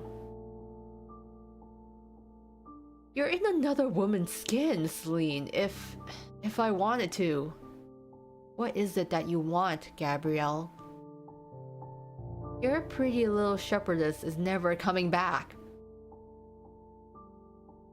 Why do you keep coming back? Why do you return to me if you despise me so? Why become my consort in the first place? Why couldn't we just stay at arm's length the way we were? Lady and knight, shepherdess and lamb, a love that burned once but was destined to smolder into cold white ash. Not this lie, not this tale we wrote for the world. Take heed before ye iron bleed, or the ashen prince will come for thee. Where heart of stone and cloak of snow, where the mist queen wanders he shall go. Why couldn't I let you go? Why does that thought even now tear me into 1,000 pieces? I don't despise being at your side. Liar! I only wish you would listen to me for once. He stops, lips frozen mid-sentence like a statue. Then, without sound, he cranes his head as if trying to hear something above the winter wind. What is it? He motions for me to be quiet. I'm not finished. I don't have to listen to you. But some instinct in my half-living heart bids me to indulge him. I sit very, very still. All of a sudden, it's vividly apparent to me how much sound I make with a warm, living body. How blood pounds through my ears as I struggle to breathe as quietly and shallowly as I can. All while my hunter sits still as marble, cold as stone. Then, with a sweep of his cloak, he rises from his stool. I hear it now, too. Footsteps crunching through the snow, drawing nearer. Flicking his head towards the bed, he signals me to hide. I slip myself as best as I can beneath the uncomfortably cramped space as I watch his footsteps approach the door. My heart feels like it's in my throat. My living human instincts scream at me to run. But I do not. I wait and wait. Until from the other side of the wooden door comes a slow, simple knock. I hold in my breath as my hunter slowly swings open the door. The wind whistles as the snow makes its way inside the cabin, but my hunter does not move. He stands so still. He makes no sound at all save a small, sharp breath. Who is it? Why won't you say anything? Celine? What? And then, in a sing-song voice, a familiar voice, an impossible voice, the intruder speaks. What's wrong, darling?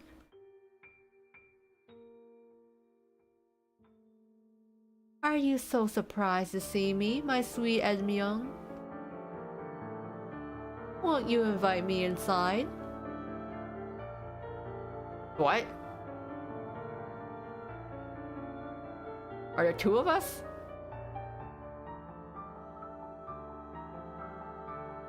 I thought I stole. Wait, what? End of demo? Wait, what? There's two of us? I thought we stole someone's face. So is that our real body? Oh, someone else took over our body while we were kind of hanging out in this human body? Darling, don't you recognize me? It's me, your sweet Calliope. What's happening? Who is this?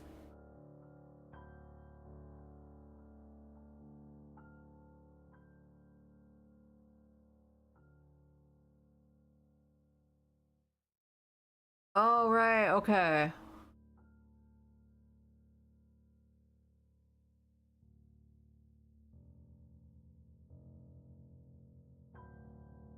Oh man, okay. So, right, because when we take over someone else's body, our real body kind of sleeps somewhere, but then someone else has taken over our real body, so who is this other person? I can't believe it had to leave on a cliffhanger like that, but oh my god. For a demo, that was quite a lot. Like, that 2 hours worth of story. Thank you for playing Wishlist on Steam. Oh my goodness.